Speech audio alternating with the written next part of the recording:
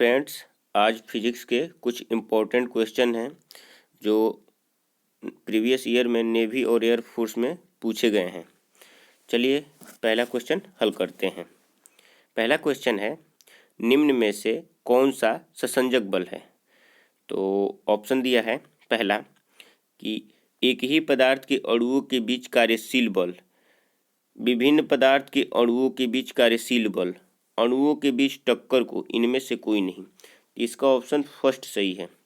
अब कहोगे कि ससंजक बल होता क्या है।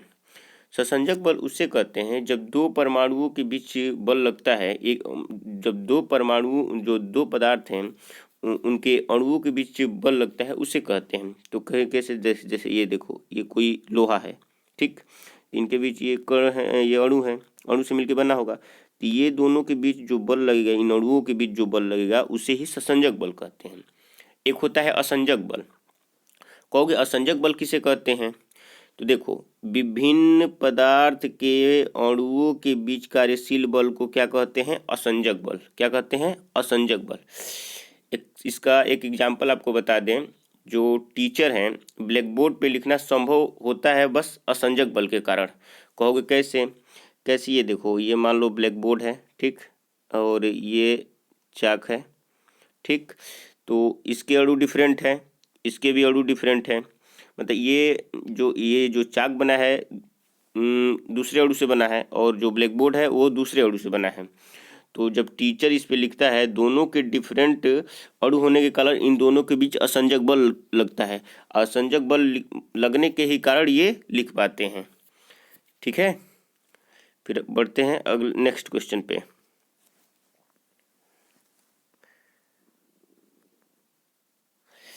क्वेश्चन नंबर है दूसरा कि सरल आवर्त गति कर रहे कण की ऊर्जा समानुपाती होती है। पहला ऑप्शन है साम्यावस्था के विस्थापन के, दोलन की आवृत्ति के, साम्यावस्था के वेग के, गति के आयाम के वर्ग के। तो सबसे पहले ये जान लेते हैं कि सरल आवर्त गति होती कैसे है।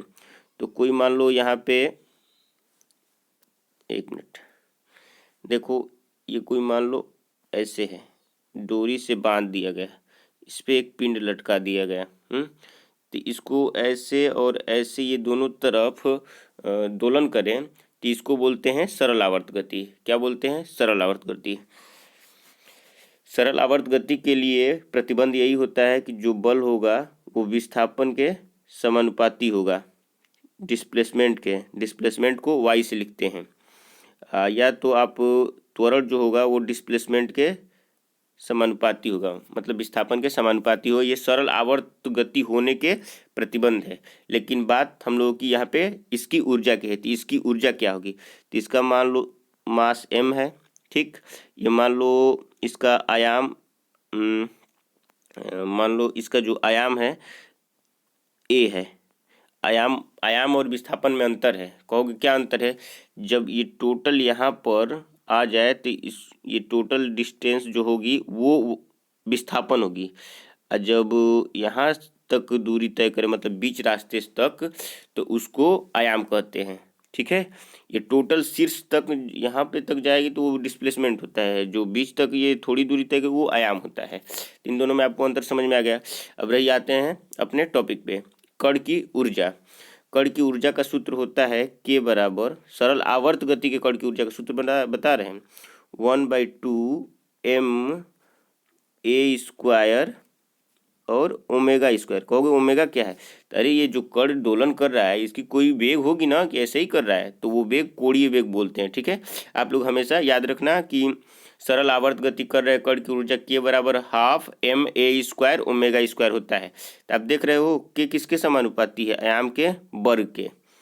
तो इसका आंसर फोर्थ सही है, ठीक है।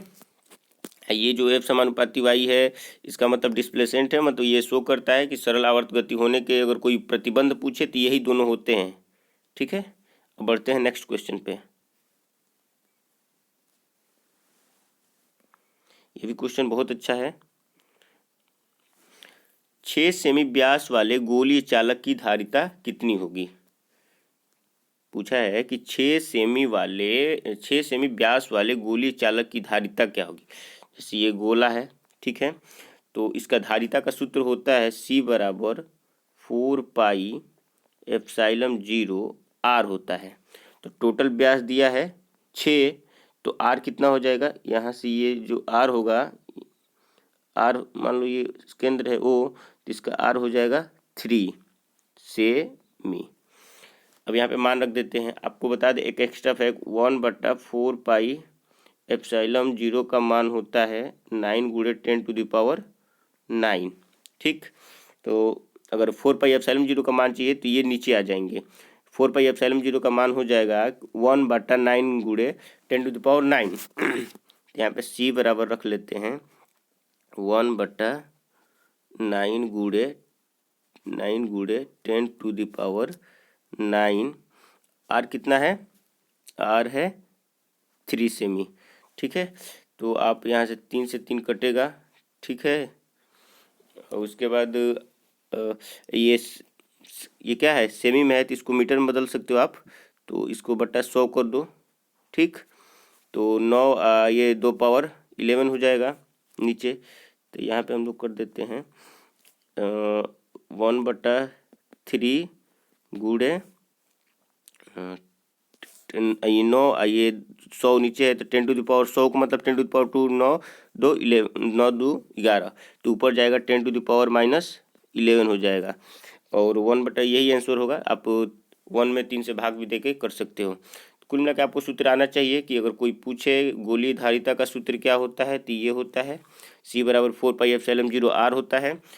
4πε0 का मान यहाँ से निकालोगे कैसे कि 1/4πε0 का मान 9 गुणे 10⁹ होता है। तो 4πε0 का मान आपके अब ऊपर है, कैसे निकालते हो ये ठीक। और उसके बाद आप मान रख के कर सकते हो।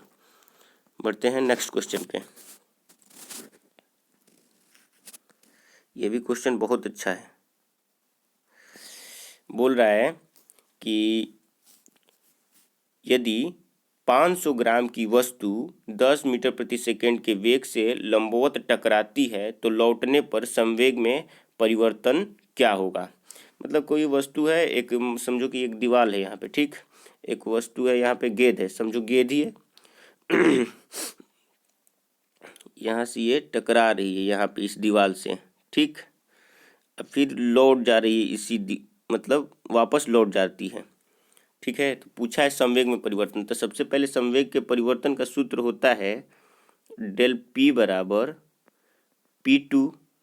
Del P2 minus del P1। ये क्या होता है, संवेग का सूत्र होता है।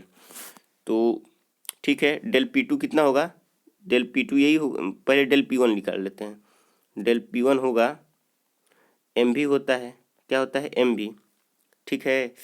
तो 500 ग्राम है, यानी 500 ग्राम मतलब केजी में इसको कन्वर्ट करोगे तो 1000 से भाग दोगे तो आधा ग्राम क्या होगा, आधा ग्राम। तो 1/2 इंटू 10 ये 5, ठीक। और जब मान लो वापस लौट रही है तो उसका भी तो वही होगा, डेल P2 भी तो 5 ही होगा। कैसे, डेल P2 इक्वल टू भी तो mv होगा। अब वेग और द्रव्यमान थोड़ी बदल गए हैं, तो इसका भी हल करोगे तो 5 होगा। परिवर्तन ये होगा कि एक डायरेक्शन चेंज होगा, क्योंकि वो सीधे गई है और वापस आ रही है, तो इसका मतलब डायरेक्शन चेंज हो रहा है। तो डायरेक्शन चेंज होगा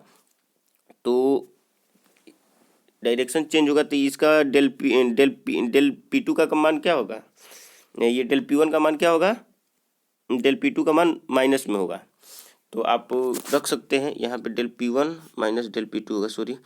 तो डेल P2 का मान क्या होगा, माइनस में होगा। तो 5 यहाँ पे मान रख लेते हैं। डेल P1 का मान निकाले हैं 5, डेल P ये तो ऑलरेडी माइनस में है, और एक जो डेल P2 का मान माइनस में होगा क्योंकि उसका डायरेक्शन चेंज हुआ है, तो -5। तो इसका हो जाएगा क्या, 10। तो 10 न्यूटन नहीं 10 मीटर प्रति 10, एक मिनट,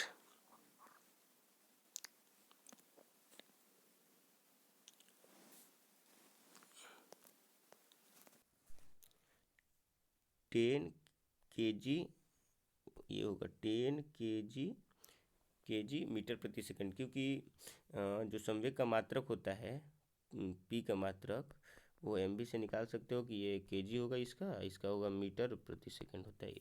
ठीक है, चलो बहुत सारी चीज़ें बता दिए। अब नेक्स्ट क्वेश्चन पे चलते हैं। ये भी क्वेश्चन अच्छा है। एक लिफ्ट में किसी व्यक्ति को कब अपना भार अधिक प्रतीत होता है?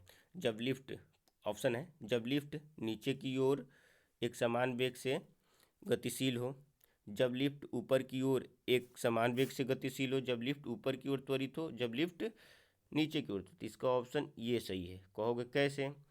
तो सूत्र होता है W बराबर m, पहले तो ये लिफ्ट मान लो ऊपर जा रही है, ठीक है, तो यहाँ पे एक व्यक्ति बैठा है, लिफ्ट है, ये ऊपर की तरफ जा रही है, तो त्वरण ऊपर की ओर होगा और जी हमेशा नीचे की ओर काम करेगा। ठीक है, तो जब भी डायरेक्शन चेंज हो जी और ए का, तो दोनों को क्या करते हैं, ऐड कर देते हैं, जी प्लस ए कर देंगे, तो भार क्या होगा, एम बराबर जी प्लस ए।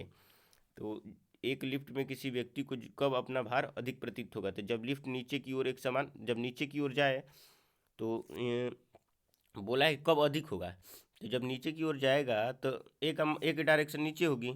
जब पहला ऑप्शन देखो, जब लिफ्ट नीचे की ओर एक समान वेग से गतिशील हो, क्या हो, एक समान वेग से गतिशील हो, तो एक समान वेग में गतिशील हो तो त्वरण तो जीरो होगा। ठीक है, तो त्वरण मतलब एक समान, यहाँ पे ए जीरो होगा तो सिर्फ भार एम जी होगा। और जब लिफ्ट, अब सेकेंड पे आते हैं, जब लिफ्ट ऊपर की ओर एक समान वेग से गतिशील हो, तो जब एक समान वेग से ऊपर की ओर गतिशील हो तो इसमें भी ए बराबर क्या होगा, जीरो होगा।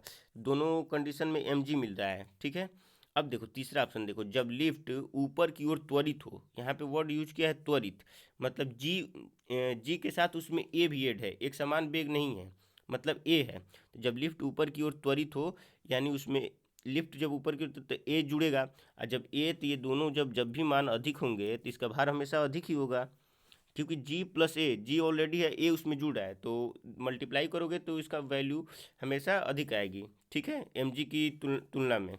तो ये होगा। अब जब लिफ्ट नीचे की ओर त्वरित हो, तो नीचे की ओर त्वरित होगा तो जी माइनस ए हो जाता है, यहाँ पे क्या हो जाता है, जी माइनस ए, तो जी में से और घट गया, फिर मल्टीप्लाई करोगे तो कम होगा भार। तो ऑप्शन 3 इज राइट आंसर।